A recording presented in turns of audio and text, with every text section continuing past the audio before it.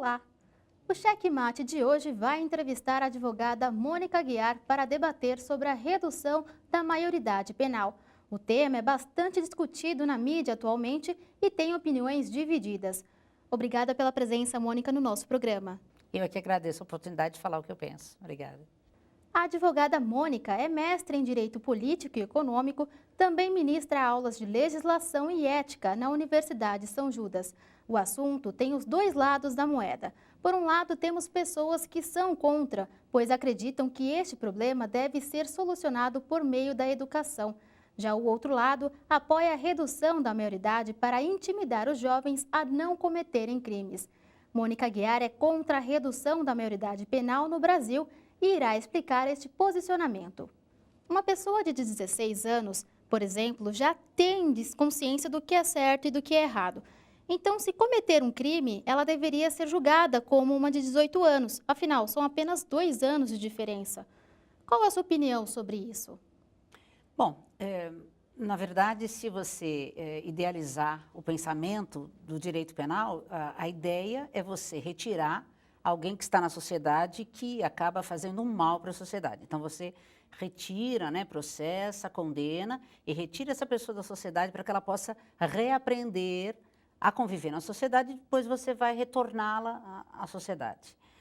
Na minha opinião, você percebe que nós temos um problema bastante sério no país chamado corrupção e ela é endêmica porque ela parte do princípio que a área pública pode ser corrupta e, portanto, eu, da área privada, também posso. Quer dizer, então, eu entendo que a violência não vem de baixo para cima, ela vem de cima para baixo.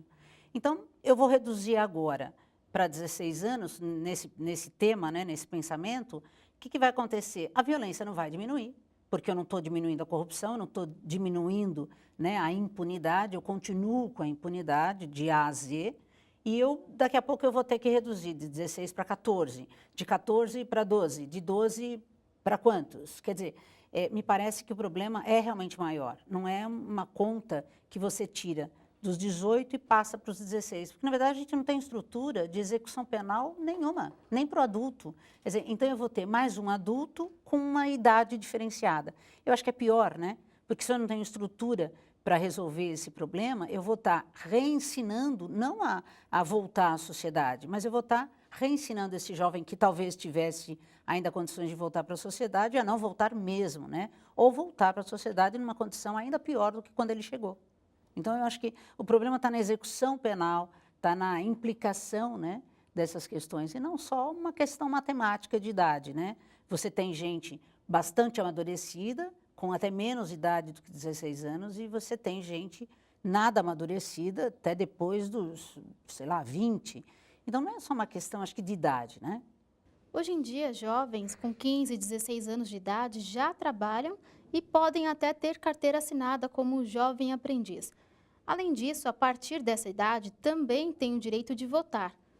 Então, se um jovem pode assumir essas responsabilidades, por que quando comete um crime, ele não é levado a julgamento como um cidadão de 18 anos, por exemplo? Eu acho que a base de tudo é exatamente essa, né?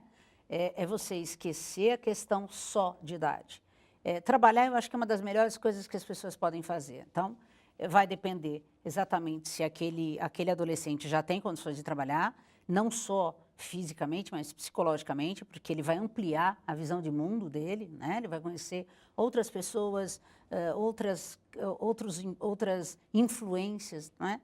Então, é exatamente nesse ponto que eu volto a dizer que a questão da penalidade não é tão simples, porque você tem condições de trabalhar, mas você está como aprendiz. Você tem condições de estudar a partir dos 5 anos de idade. Quer dizer, no entanto, eu não me preocupo como é que esse cidadão vem subindo até chegar à idade adulta, né? Se eu não estou me preocupando com isso, estou só taxando idades, eu vou continuar com o mesmo problema, né? Eu insisto de que o problema de você penalizar é você fazer com que essa penalidade realmente faça um peso nesse indivíduo, que ele realmente possa sair da sociedade para reaprender alguma coisa, porque senão o que acontece? Ele sai, ou lá de dentro mesmo, coisa que é absolutamente notório no nosso país, ele lá de dentro ele comanda o que ele quiser, né? Existem até casamentos dentro da prisão, mas não casamentos de pessoas que convivem na sociedade prisional, não, não, casamentos suntuosos, né, de chefes de gangue que manda trazer caviar das duas espécies, etc. e tal. Então, quer dizer, eu colocar um menor ali só vai aumentar o número de prisioneiros, se for o caso, né? Só isso. Tem uma pesquisa divulgada pelo jornal O Globo que aponta o aumento da participação de crianças e jovens no tráfico de drogas, no mundo do crime, principalmente no tráfico. O levantamento foi feito entre os estados mais populosos, inclusive no Rio de Janeiro, que apresentou o maior crescimento da apreensão de adolescentes. Se a lei fosse mais dura com esses jovens, essa situação seria diferente? Na minha opinião, não. Você imagina o seguinte, o Estatuto da Criança e do Adolescente diz que é criança até os 12 anos de idade. É absolutamente comum você encontrar crianças de 10, 11, 12 ou menos do que 10 anos, né, já no mundo criminoso. E por quê? O chefe do crime diz, olha, você ganha, sei lá, vamos fazer uma hipótese, né, R$ 2.000 só para ficar olhando se o policial vai subir, principalmente no Rio de Janeiro, que são as comunidades em que eles fazem, né, os seus quartéis generais. Quer dizer, então, quando que uma criança que não tem estudo nenhum, não tem profissão, não tem nenhum amparo de lugar nenhum, quer dizer, ele vai pensar duas vezes? Não, não vai pensar nenhuma. Ele vai aceitar o famoso emprego, né, que não tem absolutamente nada a ver com uma criança, mas ele vai aceitar, porque ele vai levar para casa R$ 2.000, R$ 3.000, R$ 1.500, enfim. A gente tem um salário mínimo de 700 e alguma coisa, né? Quer dizer, como é que você faz com isso? Imagina você ter uma mãe que você sabe que passa o dia inteiro longe de você porque está trabalhando e alguém te oferece R$ 1.000, R$ 2.000, que é N vezes mais do que ela pode ganhar, e é óbvio que você vai aceitar. Então, volto a repetir, se a gente for pensar só em termos de idade, daqui a pouco você vai ter criança recém-nascida presa, né? Porque você pressupõe que se ela veio, de repente, de uma mãe criminosa ou de um pai criminoso, ele também virá a ser criminoso. E a gente vai chegar realmente num status bem pior, né? Ao invés de melhor, eu acho que a gente vai piorar. Então, você acha que, nesse caso, os pais, por terem ficha criminal, também podem influenciar seus filhos? Se eles estiverem já numa organização criminosa, com certeza. Quer dizer, eu preciso de na minha opinião, acho que a administração pública já passou da hora há muito tempo de ter um plano de como combater tudo isso. E claro que não há, talvez, interesse exatamente porque eu comecei a dizer que a corrupção é a cabeça criminosa, né? Ou seja, é de cima para baixo. Se é de cima para baixo, eu preciso combater a corrupção para daí poder combater o criminoso armado, né? Porque às vezes a diferença está no criminoso armado ou desarmado. Se você tem uma administração pública que faz desvio de verba pública, é óbvio que não vai ter escola, não vai ter creche, não vai ter educação de qualidade. Eu vou continuar na mesmice, né? Eu prendo mais gente, mas eu continuo com maior violência. Então, me parece que o assunto realmente, para a administração pública resolver, tem que ser um pouco maior do que tem sido, né? E em casos de crime hediondo, como assassinato e estupro, os jovens sem deficiência mental teriam uma justificativa, né? E sem deficiência, deveria ser julgado como um maior de idade? Nesses casos, você é contra ou a favor? Eu acho que continua a mesma situação. Todos os problemas que a gente trouxer com relação a crime, no fundo, são raros os que não são hediondos, né? Porque se você for fazer uma análise, matar o pai e a mãe me parece hediondo, estuprar alguém me parece hediondo, você, para roubar um carro e puxar a criança, porque a criança não teve tempo de ser soltada pela mãe, que aquilo foi bastante bárbaro, você desviar dinheiro de todo um país, tudo isso me parece hediondo, né?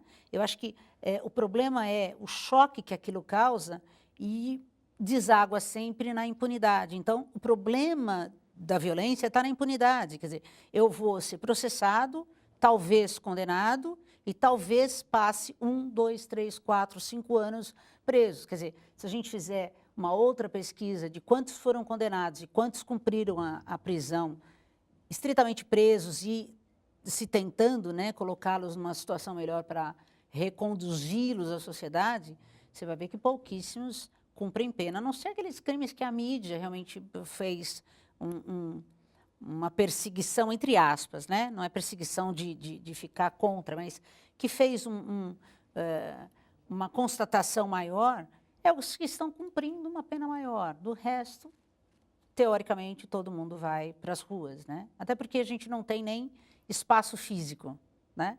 Você viu a última vez que o Estado de São Paulo falou sobre lugares prisionais, se deu muito mal. Quando falou a contagem de quantos policiais eu tenho, também se deu mal, porque é sempre números que eles passam para a gente de maneira enganosa, né? Então, é uma situação que eu acho que é bem mais ampla do que maioridade ou minoridade aumentar ou diminuir. Professora, você concorda com o menor de idade cometer latrocínio, que é o roubo seguido de morte, depois que completar a maioridade, ter a sua ficha limpa? Por quê? Então, o que eu entendo, que aí sim poderia haver modificações, você depende de estrutura para isso, né? Não há nada que impedisse que você tivesse um plano de reestruturação para aquele menor, e é óbvio, né? Ele teria que ser reavaliado no final daquele período para saber se daí para frente ele estaria de volta para a sociedade ou não. Eu lembro que há algum tempo atrás, ele era, a FEBEM ainda não tinha mudado o nome, tinha lá o nome de FEBEM, e um dos menores, ele era tão violento, que ele comia as próprias fezes, quer dizer, para demonstrar o poder, né, de maldade, a grandiosidade, quer dizer, e era uma situação bastante complicada, porque ele estava às beiras da liberdade, né?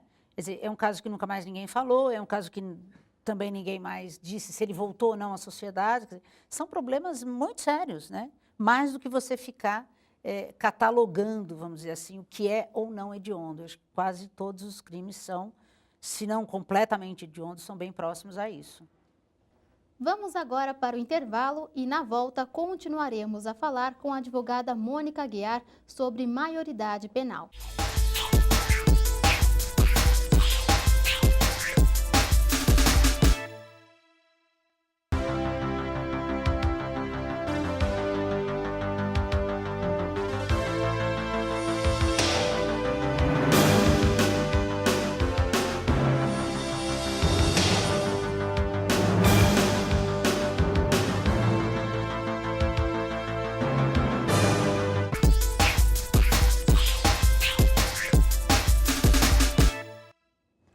O Cheque Mate está de volta com a advogada Mônica Aguiar e continuaremos a falar sobre maioridade penal.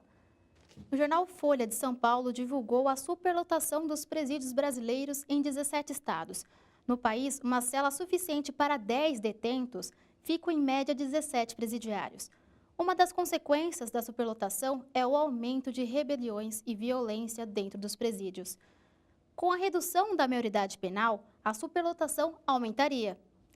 Quais seriam os riscos e por que pioraria a violência no país, na sua opinião? Isso vem na conclusão do que é o meu pensamento e o meu voto, né, de não se reduzir a maioridade.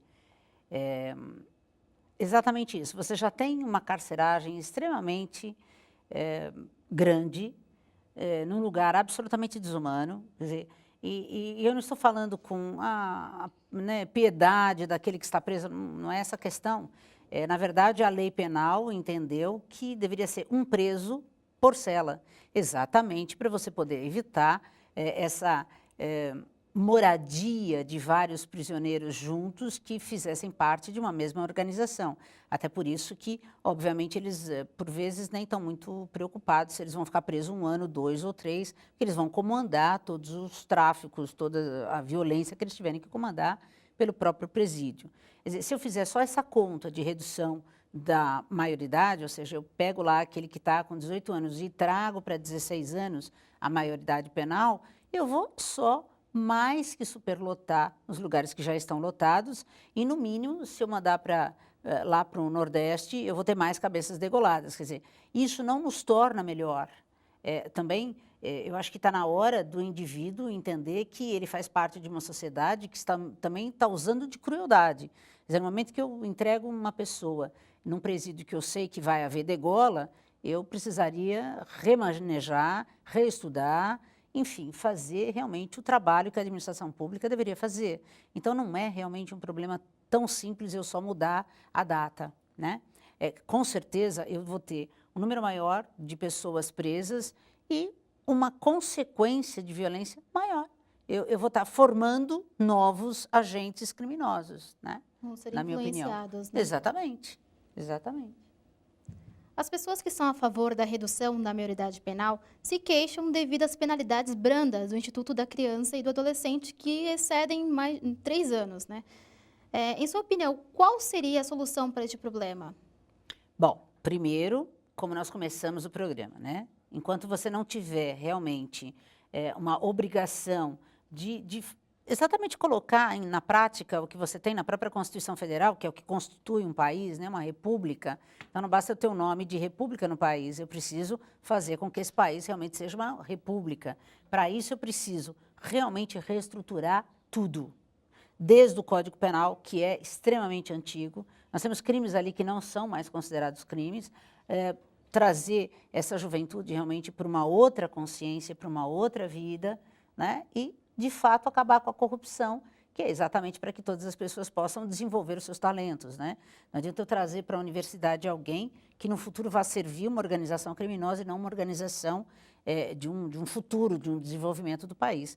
Então, me parece que tudo isso tem que ser feito e, ao mesmo tempo, não adianta eu só reformular a lei, porque a lei sozinha, ela fica absolutamente colocada no papel e o papel aceita tudo. Eu coloco no papel, coloco na prateleira, e nada se modifica, né? Eu preciso modificar tudo isso ao mesmo tempo. Eu preciso que todas as organizações, todas as instituições de um país se mobilizem para isso, uma vez que o nosso código, a nossa lei penal, serve para o país todo. Ele não vale só para São Paulo, para o Rio de Janeiro, para o Espírito Santo. Ele vale do Iapoque ao Chuí. Então, eu preciso de uma renovação de tudo, né? E como a Fundação Casa e instituições semelhantes poderiam, de fato, retirar os jovens da criminalidade? Ou ao menos diminuir os índices de violência no país? De novo, faltam esses programas que a própria lei determina que deveriam existir, né? Que é exatamente para trazer aquele que ainda pode ser salvo, vamos dizer assim, para uma realidade pacífica, né? Para uma vida melhor. Agora, para eu fornecer uma vida melhor, dando escolaridade, dando educação, enfim, para tudo isso eu preciso estruturar, né? Preciso estruturar as famílias, preciso estruturar o próprio poder administrativo, eu preciso fazer com que as coisas aconteçam. Então, também perguntar para o jovem, olha, você quer aula de inglês, de matemática, ou você quer ficar sem fazer nada? É lógico que se ele estiver inserido no mundo criminoso, ele não vai fazer nada, né? Eu preciso ter regras de imposição, mas de uma imposição que seja atrativo para o jovem, né? E não estou falando de maneira poética, não. Estou falando atrativo exatamente para mudando a lei penal em todas essas condições. Quer dizer, eu posso até reestruturar para quem já está preso. Eu posso aumentar o número, eu posso criar situações modificadoras, né? Para que ele realmente sinta um atrativo em tentar melhorar também. Porque senão, não se modifica absolutamente nada. A Constituição prevê que não podem ser imputados penalmente os menores de 18 anos, conforme o artigo 228. Que assim ficam sujeitos a punições específicas previstas no Estatuto da Criança e do Adolescente. Mas um jovem pode se emancipar por meio de um casamento e assim adquirir a maioridade. Porque nestes casos é permitido e em caso de delito que realmente necessita de uma emancipação, o jovem é considerado uma criança e não responde por seus atos. Então, veja, a emancipação foi um meio legal para tornar aquele indivíduo que já se tornou um adulto, mesmo antes de atingir os 18 anos, que ele pudesse fazer atos, que ele pudesse tomar suas decisões por conta própria. Então, o pai, a mãe, o responsável emancipa ou ele se casa e, obviamente, o casamento é uma sociedade civil e aí o torna emancipado, ou seja, responsável pelos seus próprios atos, né? Então, é evidente que a emancipação é uma liberdade que você tem para melhorar o teu status, né? Quer dizer, eu já me sinto adulto, eu quero fazer já as minhas coisas de adulto e eu ainda tenho que pedir permissão para pai e mãe e, por vezes, isso não é uma tarefa simples. A lei permitiu, é exatamente nesse mesmo ponto que eu digo que pode ser modificado muitas coisas com relação a essa punição. Então, se eu tenho, de fato, um adolescente que já está no mundo criminoso, eu preciso tentar resgatá-lo, mas é óbvio que eu preciso punir, né? Não basta daqui 2, 3 anos eu solto e digo, olha, que bom, hein? Você ficou aqui um período e bastou que agora você já virou um anjo, né? Só vai receber as asas depois. Isso não vai acontecer. O que precisa é exatamente isso, uma reestruturação. O que a Constituição está protegendo é exatamente esse menor que tem direito a receber educação, que tem direito a receber cultura, mas ele precisa entender que existe punição. Para ele entender que existe punição, ele precisa do exemplo.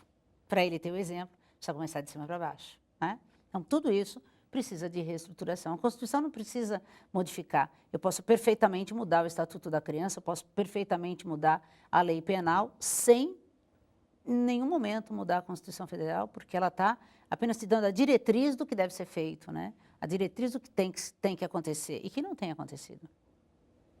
Voltando ao objetivo da Fundação Casa, que é exatamente reestruturar psicologicamente o jovem infrator para viver em sociedade, né, como a gente estava falando agora há pouco. Mas não é o que acontece aqui, né, no Brasil, pois o menor sai da Fundação Casa, né, a Fundação Casa, e retorna ao mundo do crime. A senhora é contra a redução da maioridade penal. Então, qual seria a solução para reestruturar o jovem? Primeiro, pela própria Fundação Casa. Eu só mudei o nome. Eu tirei FEBEM e coloquei Fundação Casa. Se você passar por lá, você vai ver que eles não têm nenhum projeto de coisa nenhuma, né? Então, você tem, por exemplo, na mídia, você tem a Globo, a Rede Globo, que faz lá um programa só voltado para os projetos né, de criança. Você tem depois, no SBT agora, o projeto para deficiência física. Quer dizer, você tem pessoas fazendo programas sociais para melhorar a vida dessas crianças, dessas pessoas. E você não encontra, por exemplo, dentro da própria Fundação Casa, um projeto de educação, de cultura. Quer dizer, não existe. O que existe são pessoas que trabalham na Fundação Casa temerosamente, que, em regra, estão lá por causa do emprego, ou seja, porque precisa trabalhar, precisa de uma renda, né, como todo mundo, e pouco se importa com a questão de quem está lá dentro, né? E, eventualmente, você pode ter menores que são recuperáveis. O que não dá é exatamente para você colocar um nome numa casa, seja qual for o nome, coloca o prisioneiro, porque ele não deixa de ser um prisioneiro lá dentro, e fecha a chave, né? Quando ele chegar naquela data, você abre o portão e pede para ele sair. Precisa de realmente projeto, e projeto sério, né? Coisas que façam, de novo, vou ser repetitiva, que faça ele ter um atrativo pela vida, entre aspas, normal, pela vida responsável, né? Pela vida de trabalho, de escola. Ele precisa ter aonde chegar, na minha opinião. Além do processo penal, também tem de haver um acompanhamento psicológico com o menor para que ele assuma o seu erro e se reintegre à sociedade novamente. Falta o cumprimento do dever do Estado na aplicação de medidas socioeducativas? Falta cumprimento em tudo, né? Até para dar segurança para os próprios profissionais da área. Quer dizer, imagine você, psicóloga, né, tendo uma entrevista, porque é óbvio que ela precisa ter entrevista, ela precisa ter sessões de terapia. Eu fico imaginando o absurdo entre o que se coloca na legalidade e o que se faz. Quer dizer, eu não conheço nenhuma psicóloga que tenha sessões de terapia com jovens. Quer dizer, como que você vai conhecer aquele jovem, saber se ele vai poder retornar à sociedade ou não, se você tem uma avaliação prévia, uma avaliação, sei lá, no meio do caminho e uma avaliação final, sabendo se ele continua perigoso ou não. Isso não é avaliação, né? Isso é você manter alguém na conta para pagar lá e pronto, né? Como se o Estado estivesse fazendo a sua parte. Tem o artigo 37 da Constituição Federal que diz, entre outras tantas coisas, né? Como ter moralidade, tem que dar eficácia às questões administrativas, né? O que realmente não acontece, porque se eu estou dizendo que tem que haver e não estou implementando isso, eu não estou cumprindo nem a Constituição Federal. Então, não é só uma questão penal pura e simples, né? É uma questão de impor aos agentes públicos também que tenha um mecanismo de punição, porque se não tiver, não modifica. Você tem filhas, né? Suponhamos que uma delas, claro que isso jamais ocorra, que o episódio de ela ser brutalmente estuprada e morta por um menor de idade, a senhora teria a mesma opinião? Como a justiça seria feita neste caso? Infelizmente, sim. Por quê? Porque eu vou realmente entender que isso não acontece só com o vizinho. E é o que realmente todos nós deveríamos entender. A violência está sempre ao nosso lado. Essa violência não vai acontecer só com o meu vizinho. Essa violência está todo o tempo, todos os minutos, da hora que você levanta até a hora que você dorme. Então, inclusive, eu acho que é uma carga imensamente grande para o indivíduo que realmente entende que a violência não está só com o vizinho. A violência pode acontecer na porta da sua casa, na hora de chegar na universidade, na hora de você sair do seu trabalho. Quer dizer, a minha ideia continua a mesma, porque a minha ideia não é de não punir quem não tenha 18 anos. Ao contrário, é punir qualquer indivíduo que tenha cometido um ato criminoso. É bastante diferente, apesar das pessoas acharem que não, tem que ter um limite. Se você comparar a violência dos Estados Unidos, tem criança lá com 12, 13 anos que são julgadas, né, são processadas, e são crianças, né? Lá não tem esse estabelecimento de data limite ou data máxima. O que existe é você ser punido ou não, é você merecer uma punição ou não, né? Quanto melhor, quanto mais justa essa punição, melhor para todo mundo, né? Eu acho que você viveria mais em paz. Obrigada, Mônica, pela sua presença no nosso programa. Eu é que agradeço a oportunidade de falar o que eu penso. Obrigada. O Cheque Mate fica por aqui. Até a próxima. Um grande abraço.